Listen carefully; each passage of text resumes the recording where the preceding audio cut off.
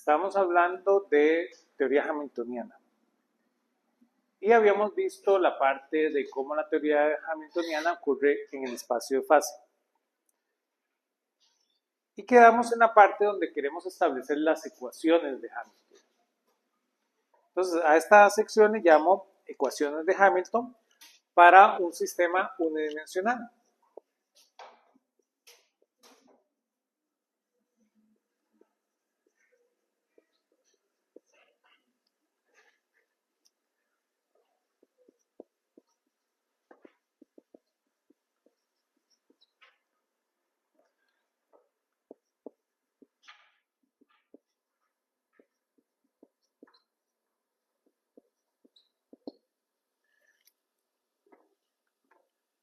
Vamos a usar una única coordenada, ¿verdad?,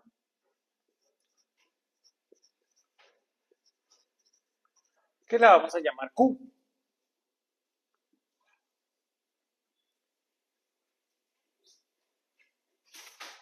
Donde para cualquier sistema nosotros tenemos que ese lagrangiano lo podemos ver como un lagrangiano que va a ser función de Q y de Q punto. Ya hemos establecido cómo entonces la energía cinética es función de Q y de Q punto menos un potencial que depende de Q.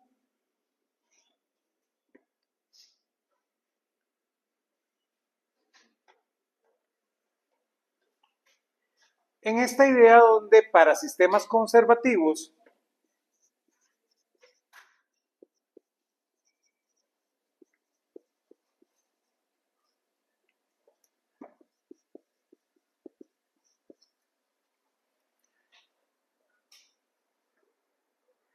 U solo depende de Q.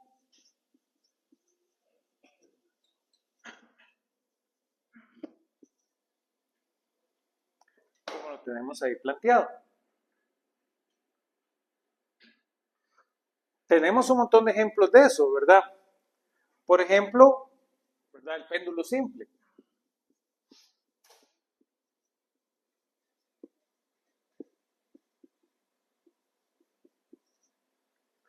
Para el péndulo simple hemos escrito su lagrangiano como función de phi y de phi punto, que va a ser igual a un medio de m por l cuadrado de phi punto cuadrado menos mgl de 1 menos el coseno de phi. Y ese es un lagrangiano que ya manejamos.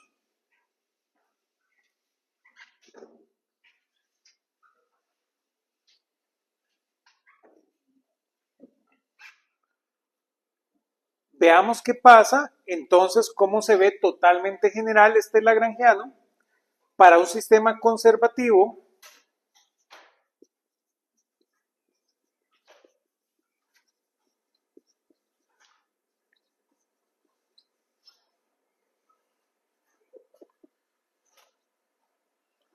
en coordenadas naturales.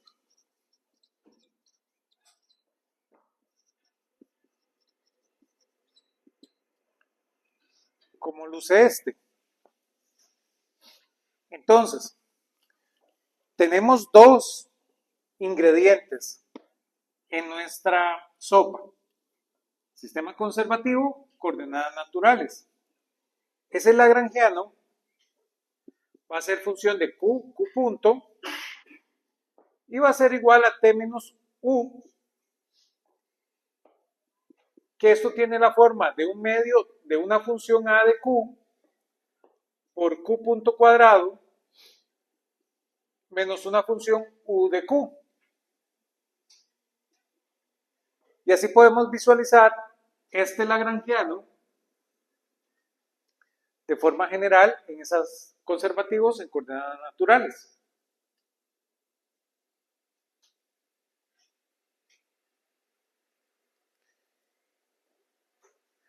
Vamos a volver ahí, ¿verdad? Definamos lo que ya sabemos para el hamiltoniano. Vamos a usar estos ingredientes para ver cómo se ve nuestro hamiltoniano.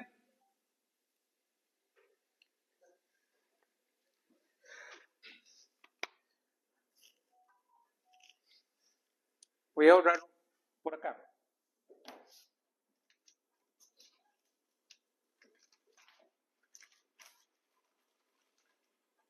Hasta aquí no hemos dicho nada muy nuevo.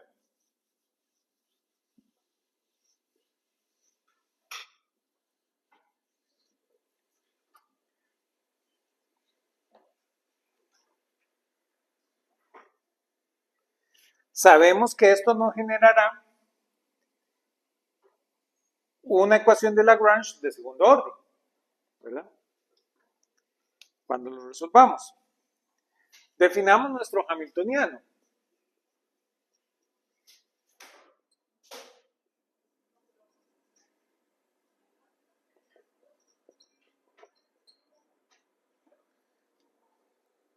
Donde nuestro hamiltoniano habíamos dicho que iba a ser H igual a PQ punto menos L.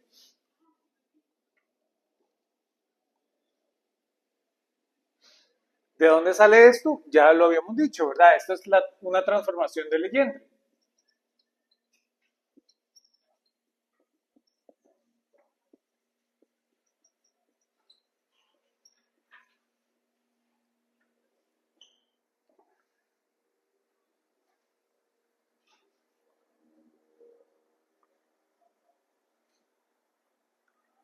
Entonces, necesitamos construir el hamiltoniano a partir de esta relación, ¿verdad? Que este va a ser tal vez de nuestros primeros ingredientes. Y vamos a ir creando un algoritmo de cómo resolver los problemas por teoría hamiltoniana. Entonces, debemos empezar con este hamiltoniano. ¿Sí? De esta forma. Para poder tener este hamiltoniano necesitamos encontrar el momentum, ¿se acuerdan? Necesitamos P, que P habíamos visto que era la derivada parcial de L con respecto a Q punto. Este es el momentum generalizado. Vean que para nuestro lagrangiano totalmente general bajo estas condiciones, este objeto se ve como A de Q por Q punto.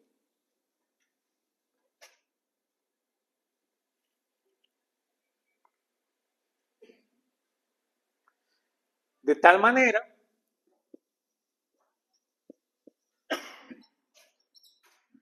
que si sustituyo acá, ¿verdad? Vean que P por Q punto va a ser igual entonces a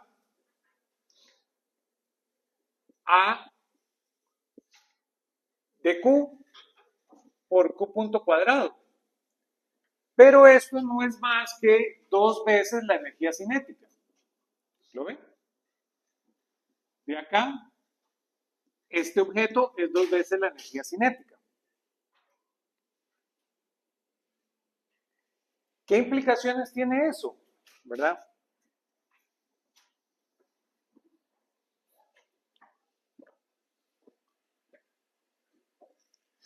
Esto implica entonces que nuestro H va a ser igual a 2 veces la energía cinética menos L. Pero nosotros sabemos que L es T menos U. Que esto entonces va a ser igual a 2T menos T más U. Y esto va a ser T más U, que es la energía del sistema. Y de ahí es donde viene la interpretación que hemos hablado. Entonces, para el sistema en coordenadas naturales, es evidente cómo nuestra transformación de Legendre del lagrangiano, para generar esta cantidad que hoy en día le llamamos hamiltoniano, genera una cantidad que bajo estas condiciones es la energía total del sistema. ¿Lo ven? Dicho de otra manera, el hamiltoniano es una cuestión más grande que la energía total del sistema. Hay un paso más arriba, que en ciertos casos esta cantidad física, la cantidad hamiltoniana, representa la energía del sistema. Pero entonces esta generalización para todos los sistemas es subhamiltoniano. ¿Lo ven?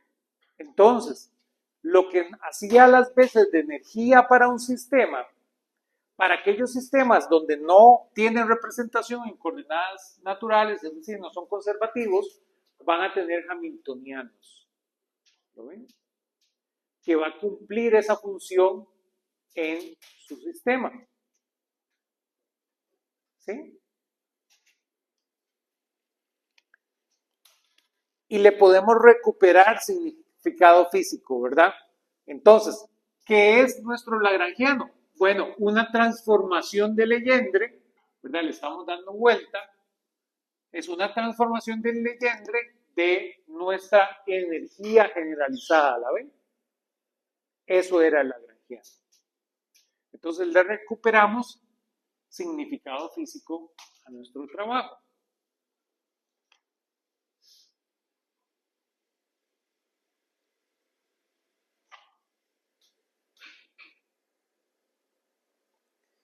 El siguiente paso natural en lo que estamos generando, ¿verdad? Para resolver problemas.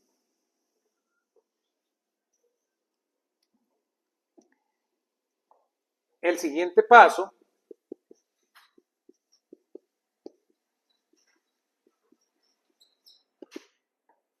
es obtener H en función de Q y de P. ¿Lo ven? Porque L está escrito en función de X y X punto. Entonces necesito hacer esa transformación, ¿lo ven? Esta cantidad no es claro que es esta cantidad, ¿verdad? Entonces hay un paso intermedio ahí, donde usted necesita, ya obteniendo P, reescribir esta cantidad de forma tal que quede solo en función de Q y de P.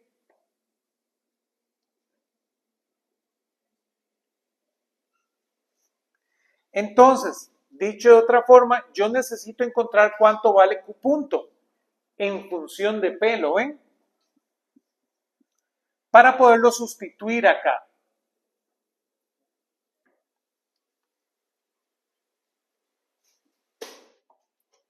En este caso,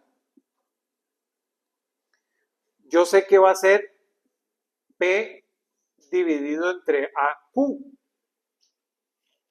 ¿verdad? De esta relación, yo sé que Q punto va a ser P dividido entre AQ. Dicho de una forma más formal, yo lo que obtengo es que Q realmente es función de Q y de P. ¿Lo ven? Me queda en función de ambas. Que esto ya lo sabíamos, ¿lo ven? Ya nosotros sabíamos que Q era muy extraño que quisiéramos hacerlo independiente de, perdón, hacer Q punto independiente de Q, ¿verdad?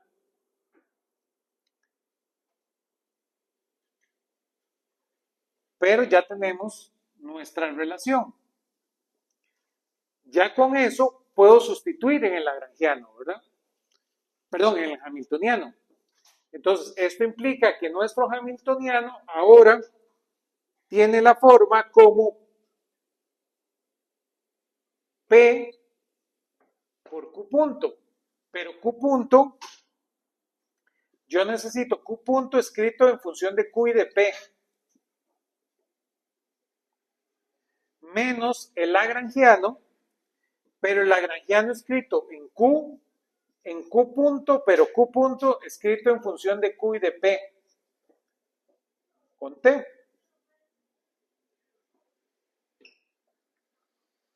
¿Verdad? Necesito hacer esta reescritura para poder obtener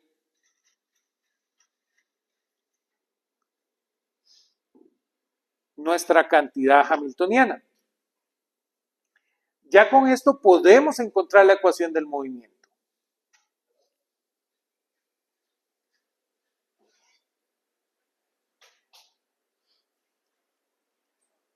Que es lo que queremos hacer, ¿verdad? ¿Qué van a hacer las ecuaciones del movimiento?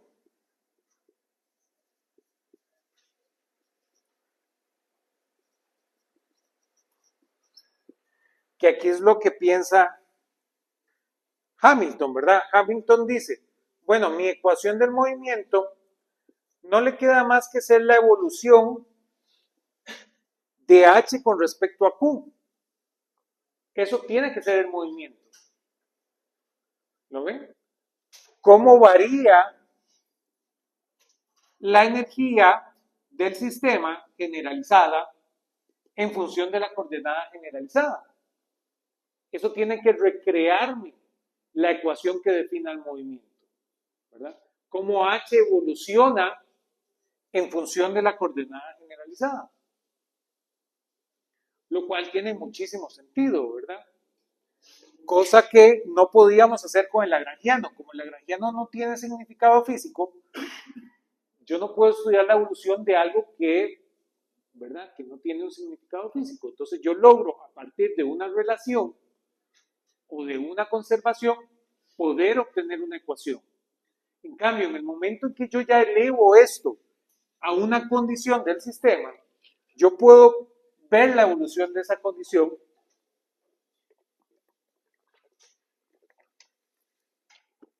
y ver si eso me genera una ecuación.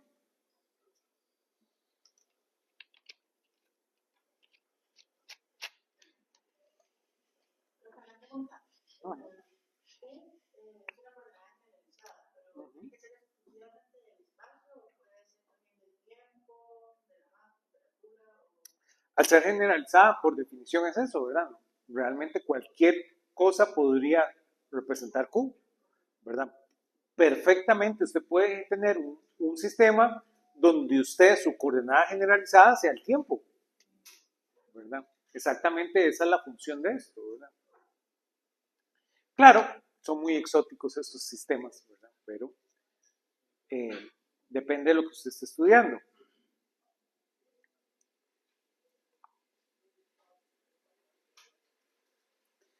Entonces, si yo calculo esta derivada parcial, esta evolución, esto me va a dar P por la derivada parcial de Q punto con respecto a Q, ¿verdad?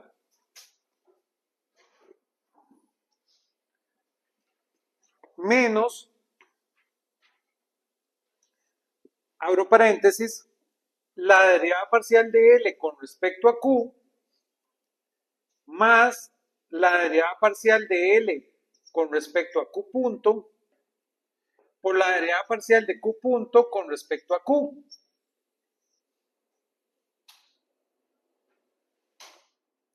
Porque en nuestra definición, P es independiente de Q, ¿verdad? Pero Q punto no, que es lo que acabamos de observar, ¿verdad?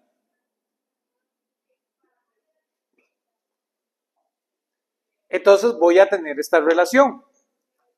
Pero sucede, ¿verdad?, que aquí es donde se pone interesante,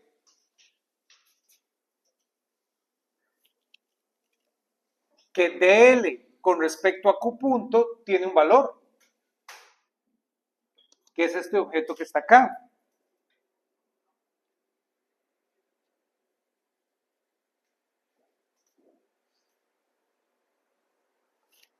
Dicho de una manera, esto va a ser igual entonces a P por la derivada parcial de Q punto con respecto a Q menos dl con respecto a Q menos P por la derivada parcial de Q punto con respecto a Q. Entonces, este objeto me cancela este objeto.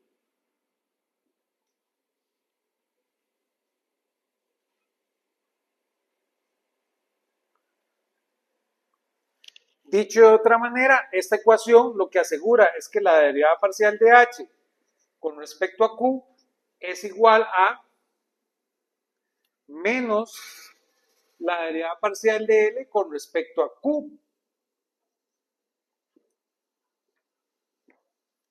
Pero sucede que yo sé cuánto vale esto.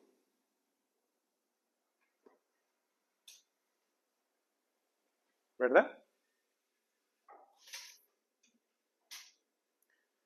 Pongámoslo por acá. Yo tengo a mi viejo amigo Euler-Lagrange.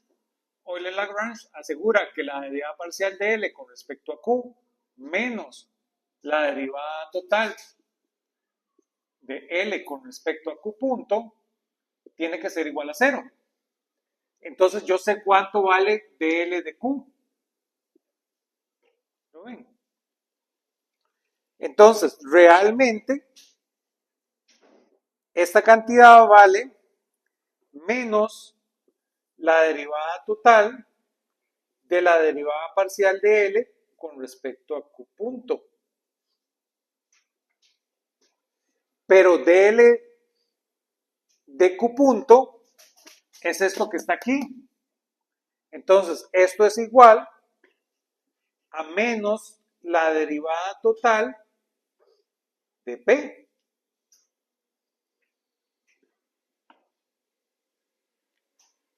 Y esto me genera la primera ecuación de Hamilton, ¿verdad? Esto implica que P punto es igual a menos la derivada parcial de H con respecto a Q. ¿Lo ven?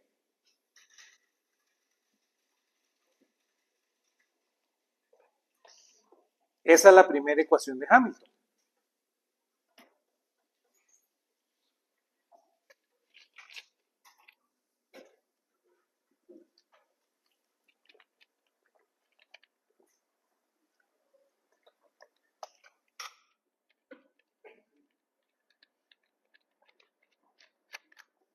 Lo cual es muy, muy elegante, ¿verdad? Porque yo simplemente estoy viendo cómo evoluciona H, que es una cantidad del sistema, cómo evoluciona con respecto a Q. Esa evolución me da esta ecuación. Y esa es la primera ecuación de Hamilton.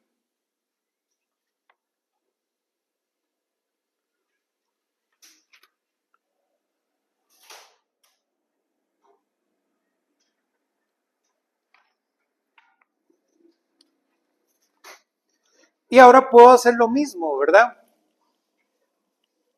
Yo sé que H también es función de P. Puedo querer estudiar cómo evoluciona H con respecto a P.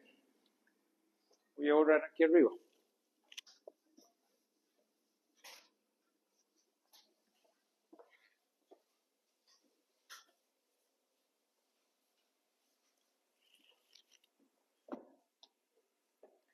Entonces vean que puedo hacer la derivada parcial de H con respecto a P.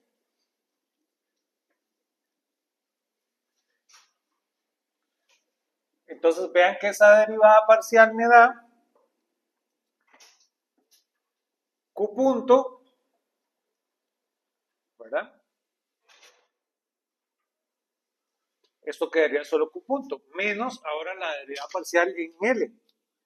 Vean que esa derivada parcial me da más P de la derivada parcial de Q punto con respecto a P.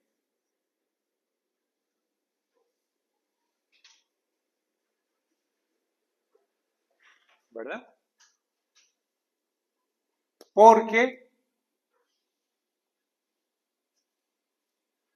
Q punto también es función de P, ¿verdad? Entonces tengo la derivada del primero y después tengo la derivada del segundo, ¿verdad? Que sería este objeto.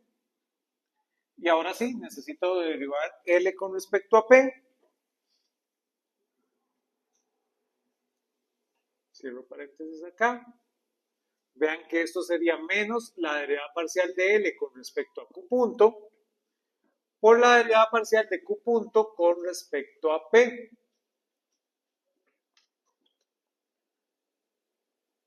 ¿Por qué no hay el término con respecto a Q. Bueno, porque sabemos que P es independiente de Q. Por eso no hacemos lo mismo para Q.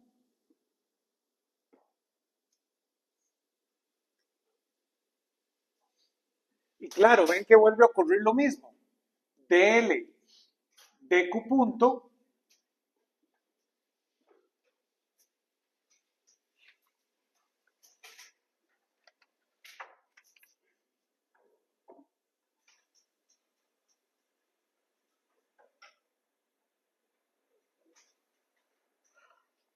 es P. Entonces, esta ecuación es lo mismo que decir Q punto más P de la derivada parcial de Q punto con respecto a P menos P de la derivada parcial de Q punto con respecto a P. Entonces, esto asegura que es igual a Q punto. Es decir, la segunda ecuación de Hamilton asegura esto.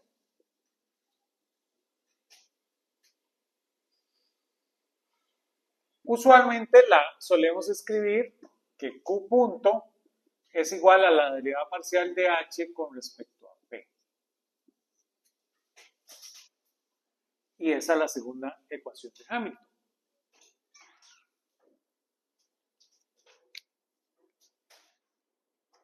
Son ecuaciones bastante poderosas, ¿verdad? Número uno, y esto es lo que a Hamilton después lo lleva a crear los otros formalismos. Vean que esas ecuaciones son prácticamente la misma. ¿Lo ven? De alguna manera que si yo permuto P con Q, me tira ahí un menos. Eso de una vez a usted como físico le tiene que doler en el hígado. ¿Lo ven? Esas casualidades son demasiado casuales. ¿Sí? Eso te debe estar diciendo algo. Vean que de alguna manera tengo dos ecuaciones que son muy similares.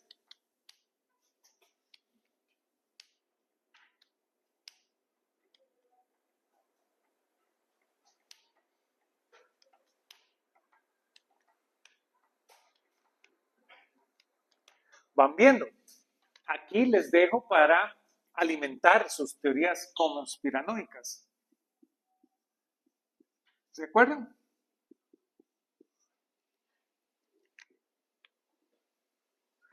Eso es lo que estamos diciendo. Estamos ya asomándonos a ese mundo. ¿Se acuerdan? Eso es el curso de mecánica cuántica.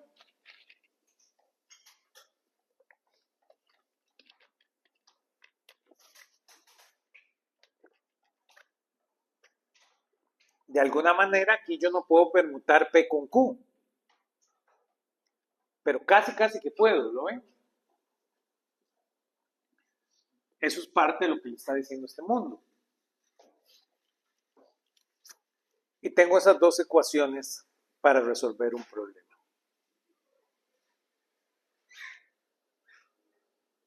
Todos conmigo. Ahora, antes de avanzar, ¿verdad? Vamos a querer ver esto en 3 dimensiones.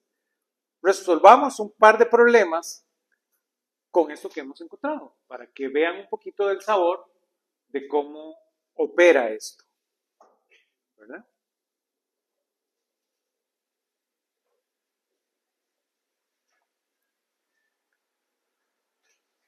Voy a borrar la pizarra.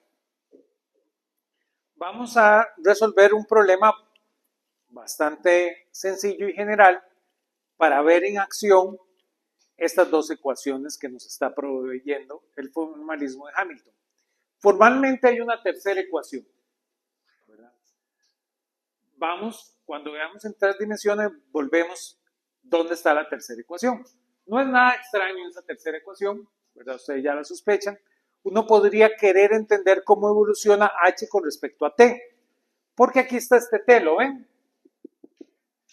Entonces, yo quisiera ver qué pasa en la evolución de H con respecto a T. Por ahorita, ¿verdad? Dejémoslo ahí y vamos a ver qué pasa con estas dos ecuaciones.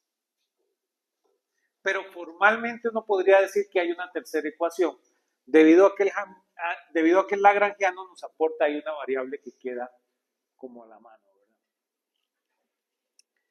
Pero veamos en acción el formalismo de Hamilton. Porque conceptualmente esto es muy poderoso, pero en la práctica parece no ser tan poderoso. ¿No ven?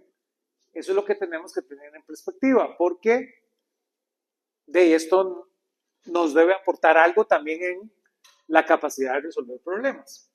Voy a borrar por acá.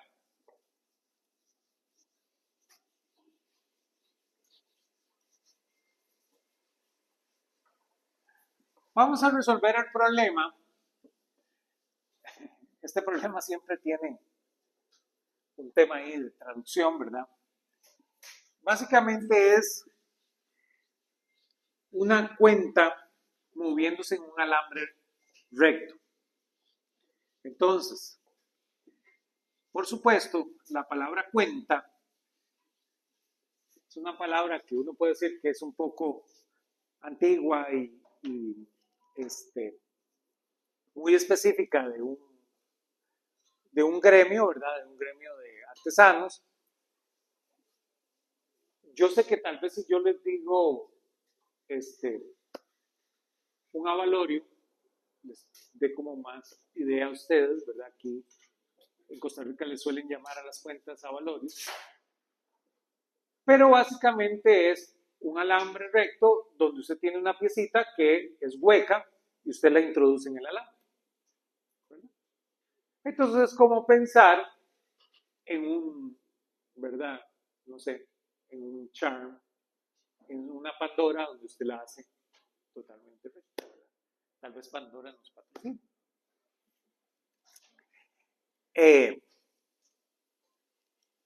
Entonces, lo que tenemos es, ¿verdad?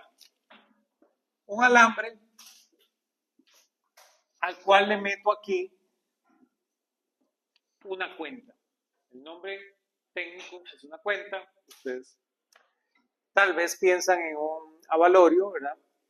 O más modernamente pensemos ahí en un charm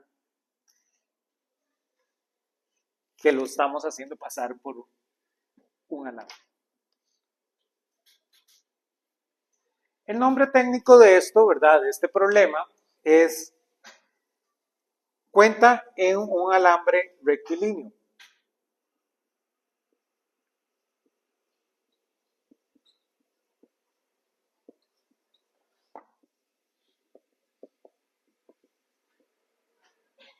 No tiene muchísima gracia, ¿verdad?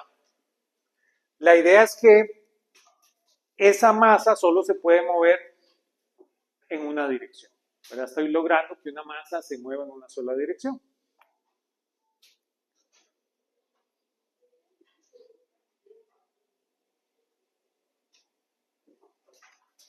Entonces, para resolver este problema, lo que hago es alinear el eje X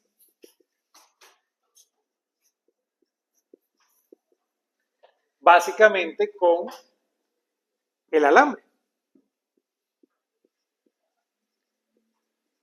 Es decir, que el alambre se mueva acá en el eje X, ¿verdad?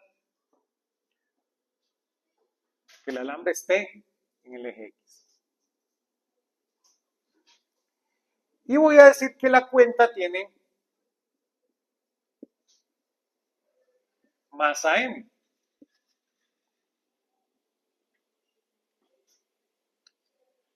Y va a estar sometida a un potencial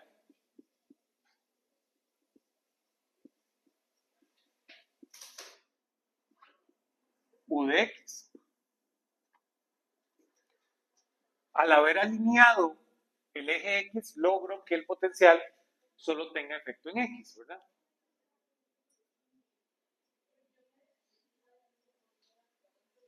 Nuestro lagrangiano de este problema, entonces, es muy sencillo.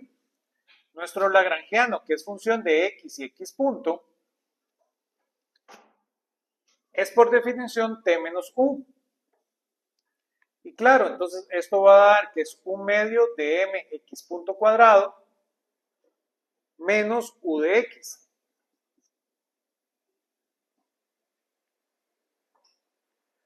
Al cual, si lo hiciéramos por la ecuación de Lagrange,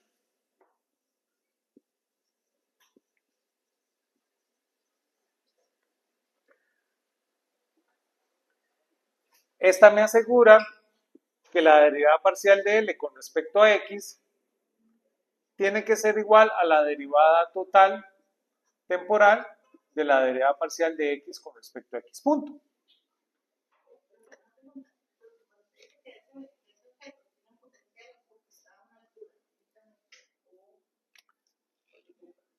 Puede ser cualquier potencial, ¿verdad? Que es el que está causando el movimiento.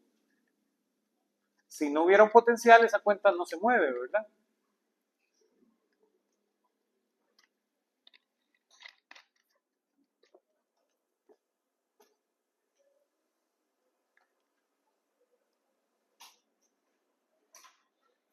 Vean que si sustituyo el lagrangiano ahí, esto me queda que du de x negativo tiene que ser igual a m por x punto punto. Y esto es exactamente la segunda ley de Newton, ¿no ven?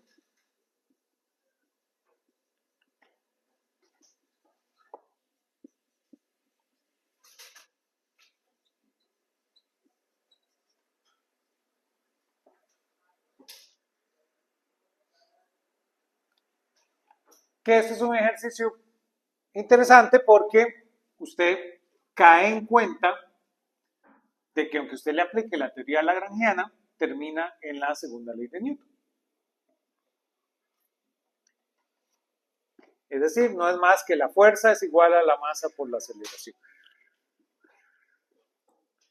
Veamos a ver qué pasa con el caso hamiltoniano.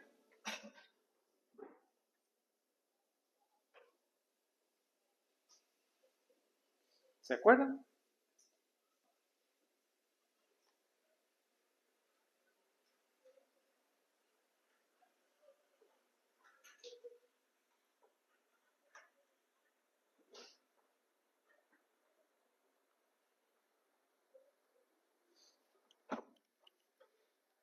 El primer paso es encontrar el momentum generalizado. ¿Sí? Si vamos a ver, veamos el caso hamiltoniano.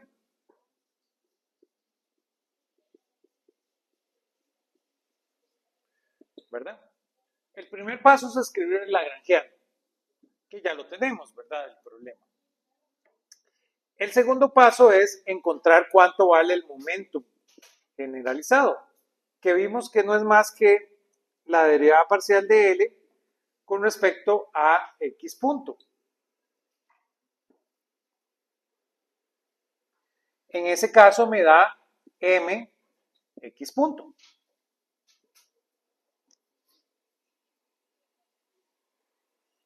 El convencional M por V, ¿verdad?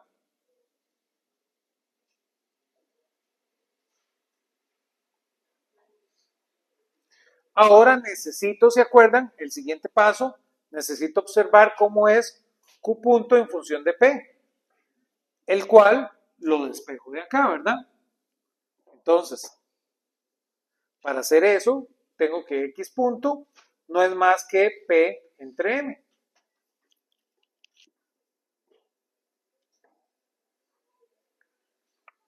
Ya con ese dato puedo sustituir en el hamiltoniano, ¿verdad? En H, donde nuestro H no es más que P por Q punto menos L. Si sustituyo esa información,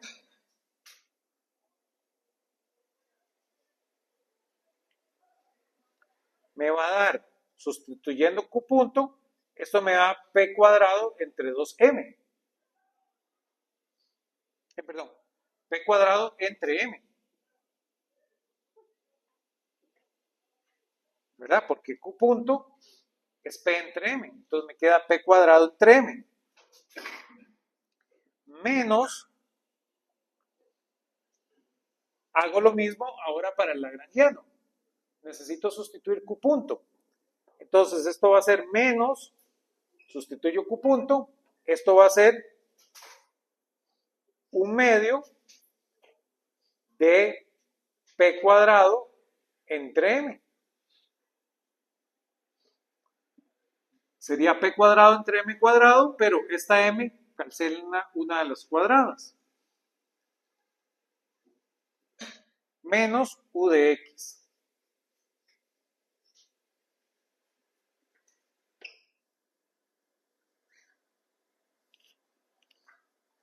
Y claro, vean que esto me da nuestro conocido P cuadrado entre 2M más U de X.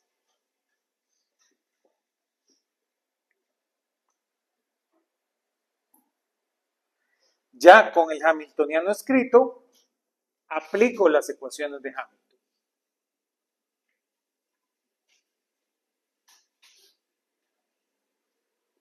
Entonces, aplicamos las ecuaciones de Hamilton.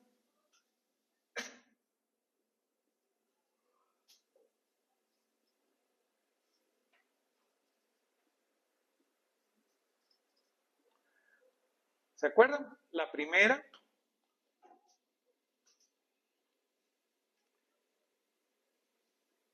sería que X punto es igual a la derivada de H con respecto a P. Si hacemos eso, vean que nos da que X punto es igual a P entre M. Y la otra sería P punto igual a menos la derivada parcial de H con respecto a X.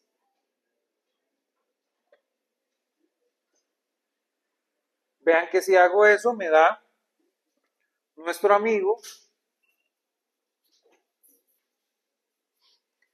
menos du de X.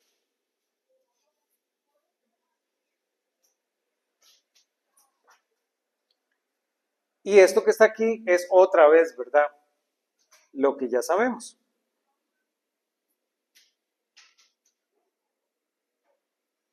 Esto es exactamente la segunda ley de Newton, ¿verdad? P punto igual a la fuerza.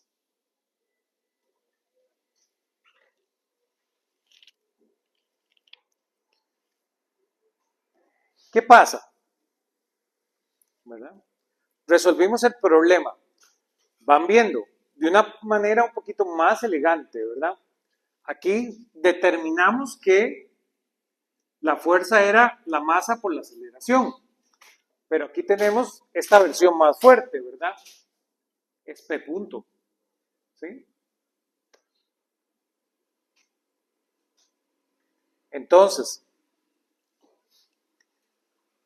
este problema termina con dos ecuaciones.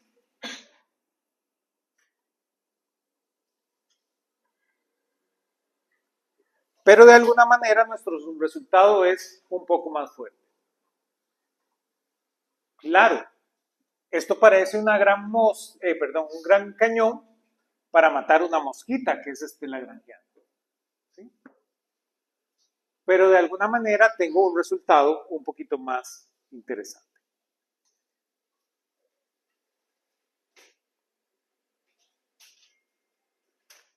¿Todos de acuerdo?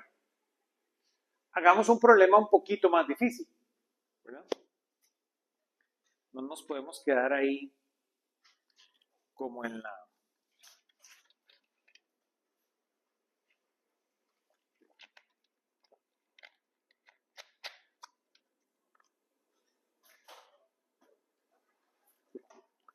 como en este caso tan sencillo. Resolvamos la máquina de Atwood. ¿Se acuerdan? Este es un problema que siempre se las trae. ¿Se acuerdan que cuando vimos la máquina de Atwood, se acuerdan que el error más común, yo les contaba, es que la gente no hace dos diagramas de fuerza? ¿Se acuerdan? La ciencia es que usted hace un diagrama de fuerza por cada masa presente. Eso dice la regla. Los estudiantes, al ver esto como un solo sistema, quieren hacer un solo diagrama de fuerzas. Y ahí es donde cometen un error. pero vamos a ver dónde esto es más poderoso, ¿verdad? Voy a ahorrar acá arriba.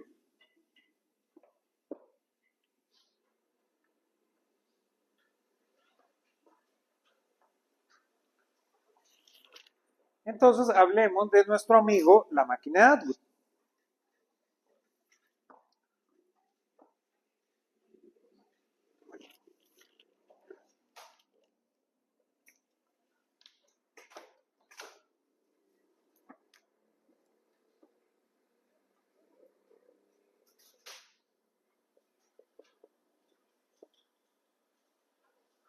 La máquina de Atwood, ustedes todos la conocen, ¿verdad?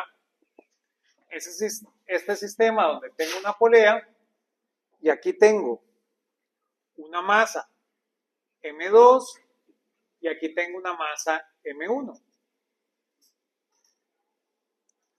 Y entonces aquí tengo nuestro eje, aquí a esta le llamo X y a esta le llamo Y, ¿verdad?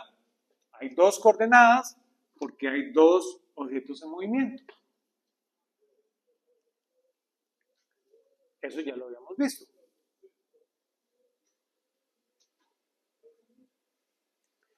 Claramente vamos a usar la altura como coordenada generalizada.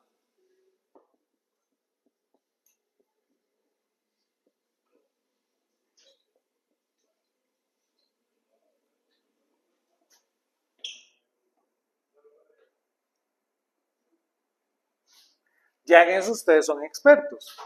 Claramente aquí solo hay un grado de movimiento.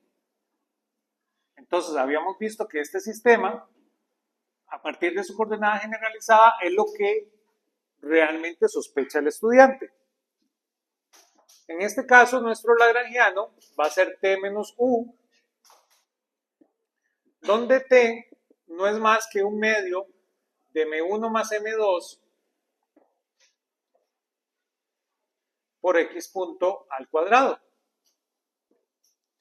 Y nuestro amigo u, que ustedes son expertos en construirlo, es menos m1 menos m2 por g por x. Entonces, evidentemente a usted se le pudo haber olvidado cómo se construye este u. Entonces, siéntense y se convence usted que ese es u para este problema, ¿verdad? Hasta aquí todo bien.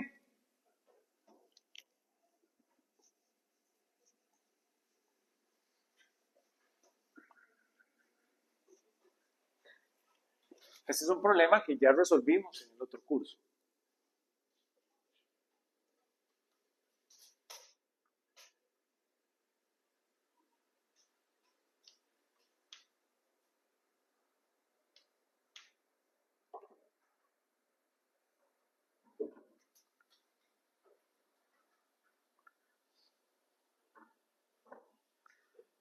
Entonces,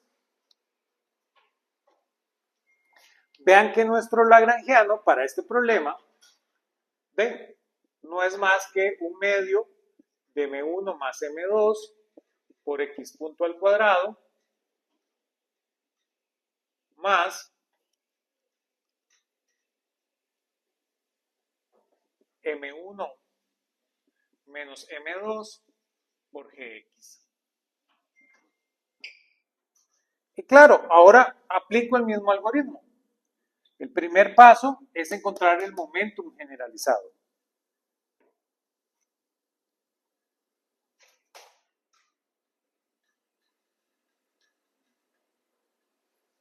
Entonces, si tengo este lagrangiano, nuestro amigo P va a ser la derivada parcial de L con respecto a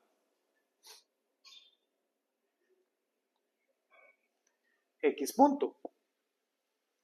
Que claramente en este caso es lo mismo que la derivada parcial de T con respecto a X punto.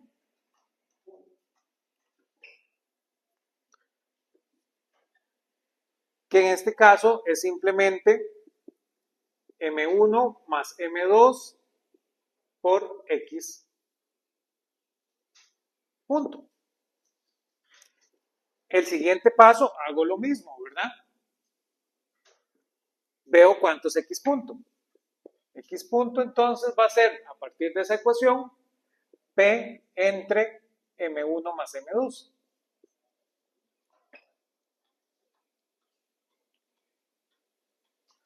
Ya con esos dos datos puedo escribir el hamiltoniano, ¿verdad? Que el hamiltoniano es P por Q punto menos L. Entonces, eso hace que nuestro hamiltoniano sea P cuadrado entre 2 veces M1 más M2 menos M1 menos M2 por Gx. Y este va a ser el hamiltoniano de nuestro problema.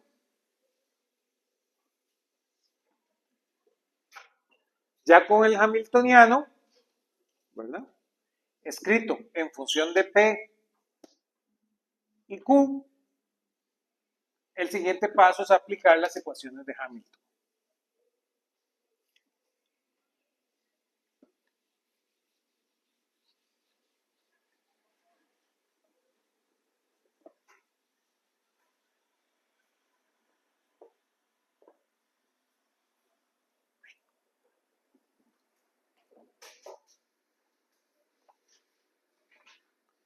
Entonces, aplicamos la primera ecuación de Hamilton. X punto debe ser igual a la derivada parcial de h con respecto a P. Si hacen eso, ¿verdad? Nos da que X punto es P entre M1 más M2. Y la otra ecuación, la de P punto, debe ser igual a menos la derivada parcial de h con respecto a Q. En este caso, nuestro Q es X. Y esa ecuación les da M1 menos M2 por G.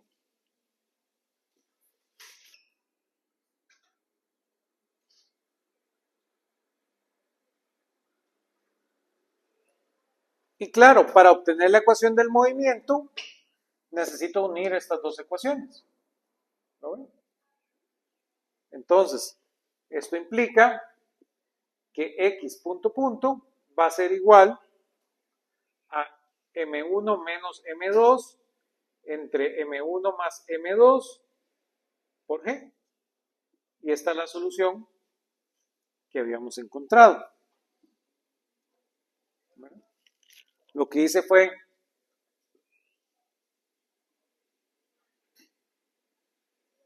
sustituir P punto a partir de aquí, ¿verdad?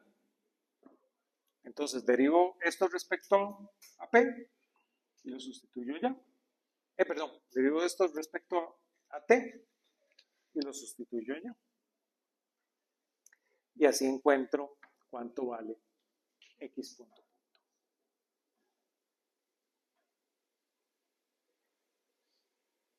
Y eso me da la ecuación del movimiento en nuestras variables físicas, ¿verdad?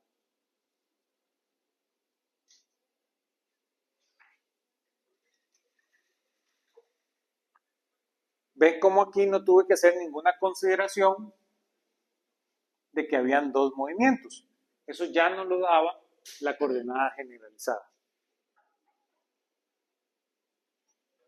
Y este es un poquito del algoritmo que necesitamos reproducir para resolver los problemas por Hamilton.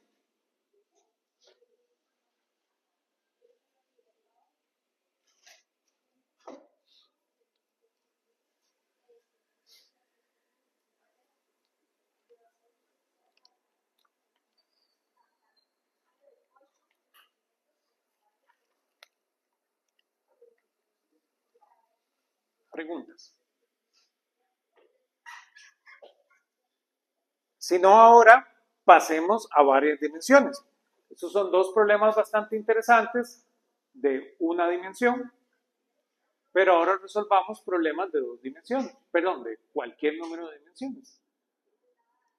A ver qué sucede, que son los que se van poniendo más interesantes. Voy a borrar.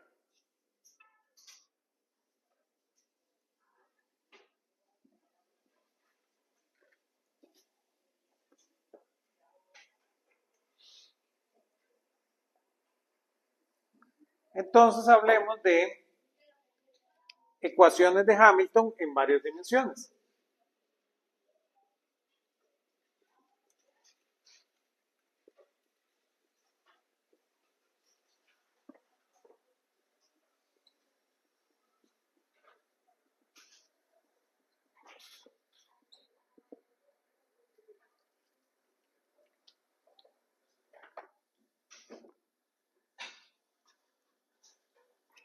Entonces, vean que no hay ninguna novedad. Vamos a hacer la siguiente abreviación.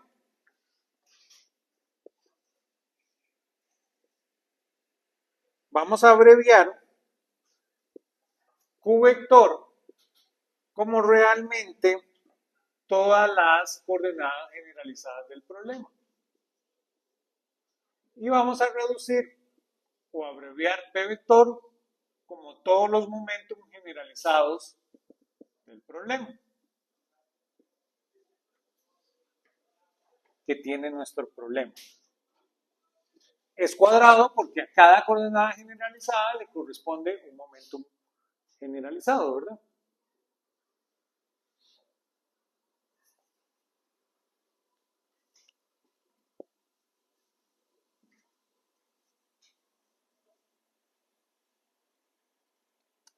Hasta aquí no hay nada extraño. En esta idea, nuestro lagrangiano suele ser entonces función de Q vector, Q punto vector de T. Y sigue siendo T menos U. Y tenemos las siguientes ecuaciones de Euler-Lagrange, donde la derivada parcial de L con respecto a Q sub I va a ser igual a la derivada temporal de la derivada parcial de L con respecto a Q sub I punto.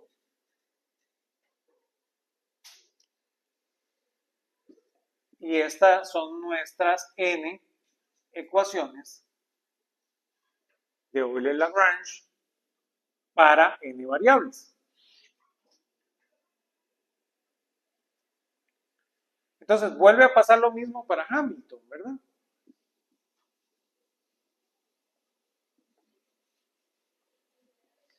Yo voy a tener n momentos generalizados, que calculo como P sub I de la derivada parcial de L con respecto a Q sub I punto.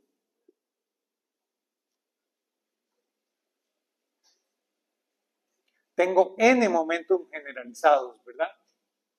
Que los construyo a partir de esta relación, ¿verdad? Estos son los momentum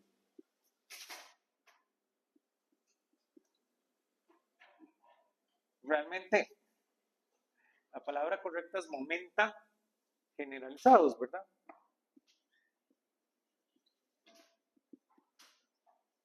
El plural de un es la letra A. Entonces son los momenta generalizados. Igual como cuando ustedes tienen currículum, muchos currículos son los currícula, ¿verdad? Entonces es el momenta generalizados, se calculan de esta manera y son n, ¿verdad? N momentos generalizados, es decir, y corre desde 1 hasta n.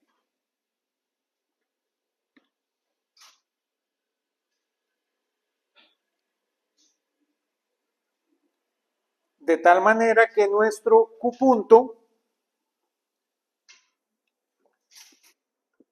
vector es función de Q punto vector. Yo lo necesito escribir ahora como esta función.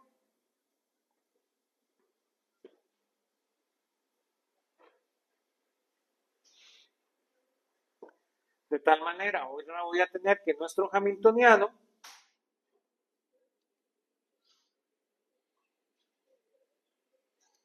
lo debo poder escribir como una función de Q vector, P vector, y se nos cuela la T.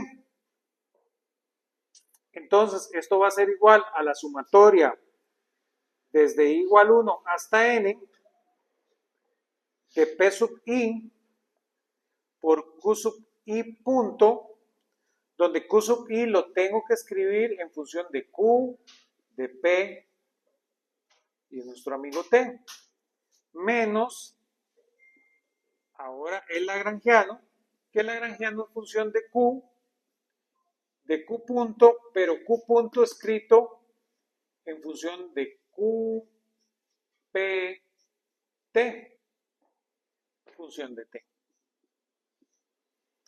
Y ese va a ser nuestro hamiltoniano, ¿verdad? Vean que va a haber esta cantidad de pares según la cantidad de dimensiones que yo tenga. Dicho de una manera general, yo necesito corregir el lagrangiano por cada dimensión que aparece.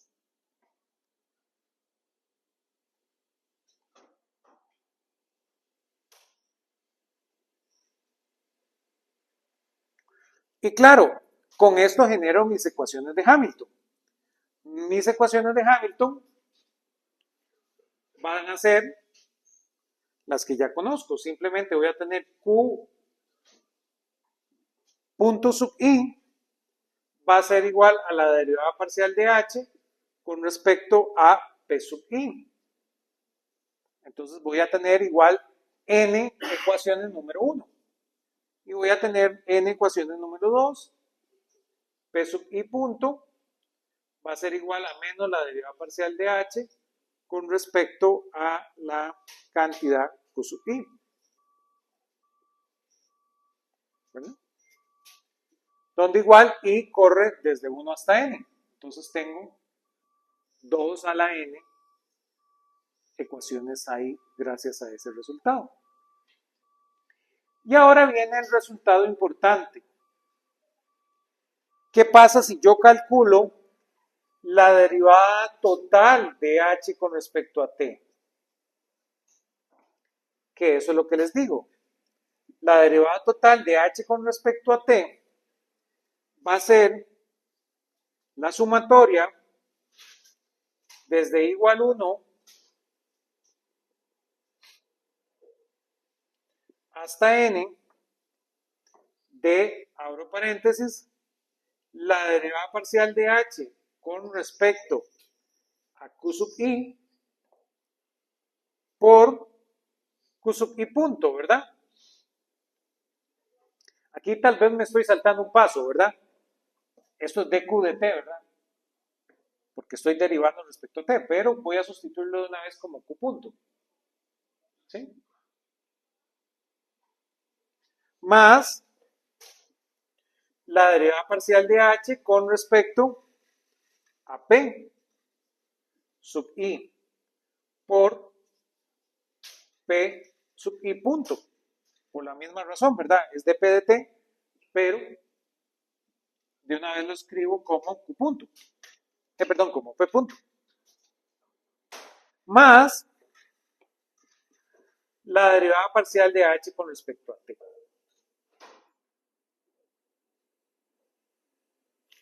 ¿Qué pasa? Bueno, que yo sé cuánto vale dh de p. dh de p es Q punto. Y yo sé cuánto vale dh de q. dh de q es menos P sub i. Entonces, esta cantidad se cancela, ¿lo ven? Entonces, realmente esto implica que la derivada total de h con respecto a t es igual a la derivada parcial de h respecto a t.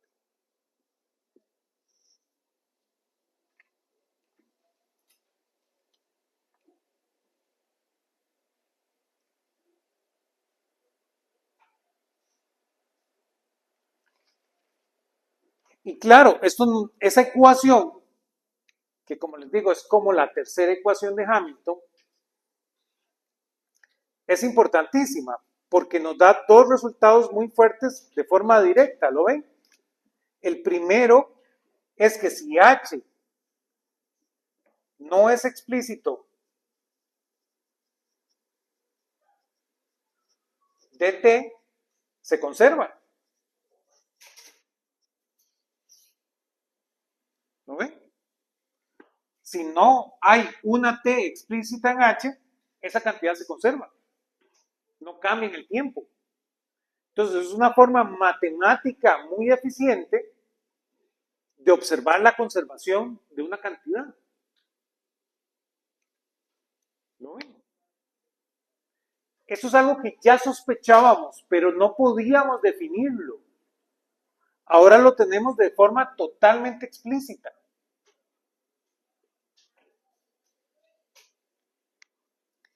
Y por supuesto, de ahí, en coordenadas naturales,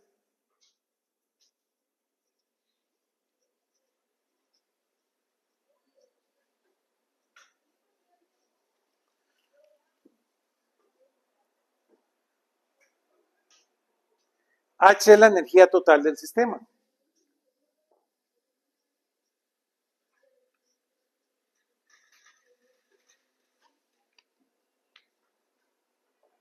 Entonces,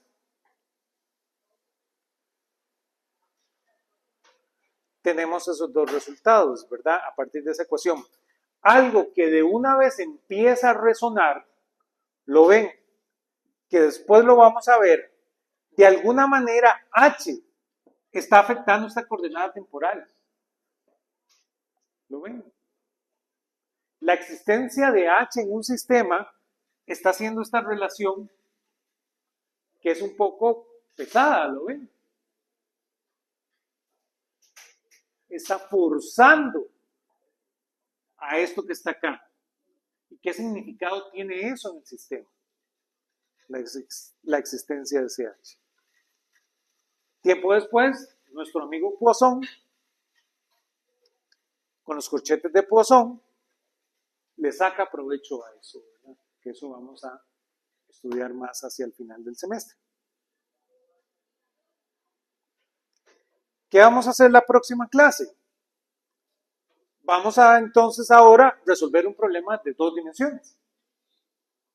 Ya tenemos estas herramientas totalmente generales y vamos a ver cómo lucen ahora en un problema más complejo. Resolvimos dos problemas tranquilos, resolvamos un problema más complejo.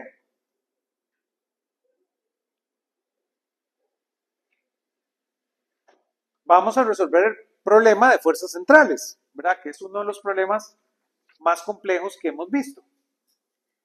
Para después llegar al oscilador armónico. ¿Sí? Que, dicho de una manera, como todo se reduce a osciladores armónicos, esta es como el creador de todos los problemas, ¿verdad? Entonces, por eso hacemos esto, ¿verdad? Siempre venimos, resolvemos el problema en muchas dimensiones, atacamos problemas sencillos y por último caemos en el problema hamiltoniano. Perdón, en el problema del oscilador armónico. ¿Lo ven? Esa es como una receta ya más general en la física que los tiene que dejar pensar a ustedes. Pero nos vemos la próxima clase, ¿verdad? Y empezamos por ese problema, ¿verdad? El de fuerzas centrales.